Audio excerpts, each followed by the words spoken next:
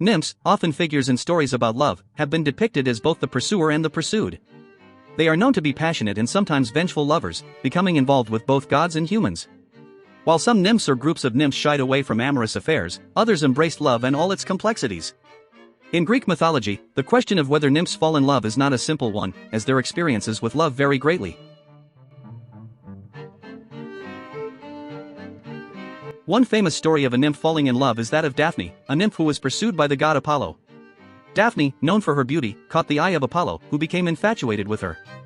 However, Daphne did not reciprocate Apollo's feelings and instead fled from him. In an attempt to escape his pursuit, Daphne called upon her father, the river god Peneus, to save her. He transformed her into a laurel tree, which Apollo then claimed as his sacred plant. This story illustrates not only the romantic pursuits of a nymph but also her agency in rejecting unwanted advances. Another example of a nymph falling in love is the story of Echo and Narcissus. Echo, a mountain nymph, fell in love with Narcissus, a handsome young man known for his beauty. However, Narcissus was known for his disdain for others and his self-absorption. When Echo tried to express her love for him, he rejected her, leaving her heartbroken and lonely. This tragic tale showcases the vulnerability of nymphs in love and the pain they can experience when their feelings are not reciprocated. The nymphs' involvement in romantic affairs is not limited to interactions with mortals. They are also known to have relationships with gods, which can often lead to passionate and tumultuous love stories. One such example is the story of Calypso, a nymph who fell in love with the hero Odysseus. Calypso, known for her beauty and enchanting voice, captured Odysseus and kept him on her island for 7 years, hoping to make him her immortal husband. Despite her love for him, Odysseus longed to return to his beloved wife, Penelope, and eventually managed to escape from Calypso's grasp. This story highlights the intensity of love between nymphs and gods, as well as the conflicts that can arise from such relationships. While some nymphs have had troubled and unrequited love stories, others have embraced love with passion and fervor.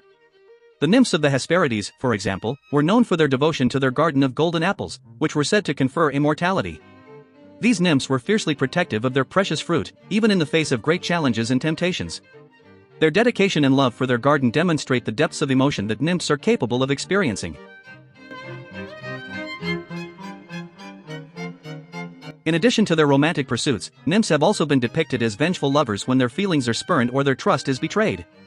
The story of the nymph Arethusa and the river god Alpheus is a prime example of this.